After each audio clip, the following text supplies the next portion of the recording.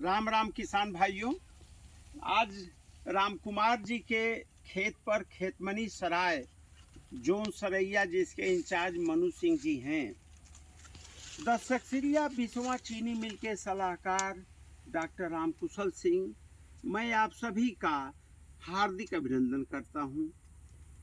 किसान भाइयों, आप लोगों ने उत्तर प्रदेश को उत्तम प्रदेश बनाने के लिए, भारत को महान भारत बनाने के लिए जो बीड़ा उठाया है, कार्बन उत्सर्जन को कम करने का, ग्रीन हाउस गैसों जैसे carbon dioxide, nitrous oxide, methane, इन जहरीली गैसों से प्रदूषण न हो, इसके लिए गन्ना की खेती का आपने चयन किया है। गन्ना की खेती, आपको बता दूं कि खेत के किनारे जो पेड़ लगाए जाते हैं, गन्ना करने वाले किसान ये देश या अंतर्राष्ट्रीय जगत के सबसे बड़े कार्बन उत्सर्जन को कम करने वाले ग्राहक कहिए। कैसे? गन्ने की पत्ती में जितनी, देखिए कितनी हरी पत्ती है, तो इन हरी पत्तियों में कार्बन डाइऑक्साइड को वातावरण से शोषित करने की क्षमता होती है। वो कार्बन डाइऑक्साइड जो प्रदूषण करता है उसको ये अवशोषित कर लेती है। प्रकाश और हवा, पानी की उपस्थिति में प्रकाश संश्लेषण दिन में होता है, भोजन बनाती है उसको। ये देखिए जमीन में पत्ती इन्होंने बिछाया है, मल्चिंग, यानी 40% हम खाद का काम केवल गन्ने में सूखी पत्ती बिछाना या पुआल पराली बिछाना या भूसी बिछाना, माने जमीन को ढकना ताकि खरपतवार न हो। ये देखिए मार्च की बोई हुई को 15/023 है।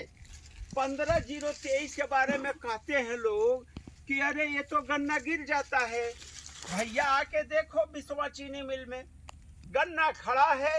ये मार्च का गन्ना देख रहे हैं, 10 से 12 फीट की ऊंचाई है और इसमें इन्होंने मूंग ले लिया है। तो मूंग की खेती से भी जो इनका कार्बन का संश्लेषण हुआ, जो सूखी पत्ती है गन्ने की हरी पत्ती से जो कार्बन अवशोषित हुआ, प्लस जमीन में ये पत्ती जब सड़ेगी, इसको हम जैविक मल्चिंग कहते हैं। इसमें हम गाय के मूत्र और गोबर से बना हुआ जीवामृत डालते हैं, ट्राइकोडर्मा डालते हैं, जिससे इसका अपघटन होता है। जब कार्बन के रूप में ये मिट्टी में आता है तो जो हमारे मित्र जीवाणु हैं, वो सारे मित्र जीवाणु जो केचुआ को बुलाते हैं, वो इस कार्बन को खाते हैं। जब कार्बन को खाते हैं तो जीवांश बनता है, क्योंकि जीव कार्बन खाएगा मरेगा, मरेगा तो जीवांश बनेगा। वो जीवांश हमारा गन्ना लेकर के मजबूत हो जाता है बिना खाद का। यानी हम जो कह रहे हैं कि अगर आप 5 सूत्री कार्यक्रम लेके चलें तो उत्तर प्रदेश को उत्तम प्रदेश बनाने में आपकी अहम भूमिका होगी। तो किसान भाइयों को मैं ये संकल्प दिलाना चाहता हूं कि आप लोग जो सबसे बड़े कार्बन उत्सर्जन को कम करने वाले हैं, आप केवल एक तो गौ माता का, बिना गाय के गोबर और गाय के मूत्र से आप ना जीवामृत बना सकते हैं, न ही आप अमृत संजीवनी बना सकते हैं। हम जैविक पेस्टिसाइड गाय के मूत्र से बनवाते हैं और इन सब से आप कीड़ों की रक्षा कर लेंगे, बीमारियों की रक्षा कर लेंगे, वातावरण को प्रदूषित होने से बचाएंगे।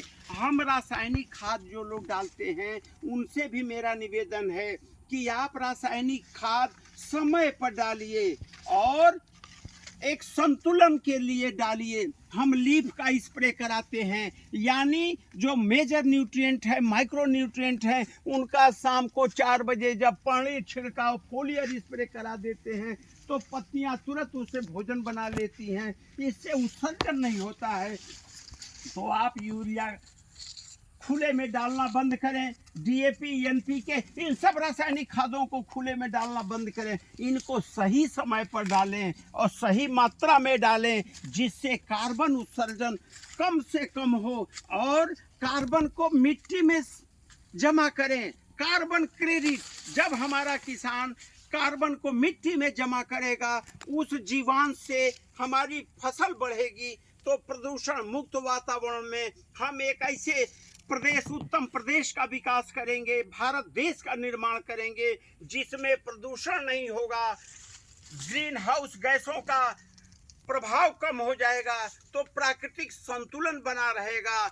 और मित्रों, सर्वे भवन्तु सुखिनः, सर्वे सन्तु निरामया, सर्वे भद्राणि पश्यन्तु, मा कश्चित् दुःखभाग् भवेत्। तो जो भारत की परंपरा है कि हम सभी जीवों की रक्षा करते हैं, हम किसी की हत्या नहीं करते, हम कीटों को अपने खेत से भगाने का काम करते हैं, हम बीमारियों को उनके ऊपर जीव से जीव का नियंत्रण करते हैं, तो मेरा ये कहना है कि आप गाय पालें, अधिक से अधिक रासायनिक खाद, क्योंकि जो ऑर्गेनिक खाद है, चाहे वो कंपोस्ट हो, चाहे जीवामृत हो, चाहे मृत संजीवनी हो, चाहे आपका कोई भी जो ऑर्गेनिक है, कार्बनिक खाद है, वो स्लो रिलीज होता है, धीरे धीरे जब पौधे को जरूरत होती है तो रिलीज होता है। तो अंत में मैं ये कहूँगा कि 15-0-23 अपनाइए, 118 अपनाइए, और विश्वा के साथ साथ उत्तर प्रदेश के सभी किसानों से आग्रह है कि उत्तम प्रदेश बनाने के लिए रासायनिक खादों का उपयोग कम करिए, जहरीले दवाओं का उपयोग कम करिए और रासायनिक खाद सही मात्रा में सही समय डालें। जय हिंद, जय भारत।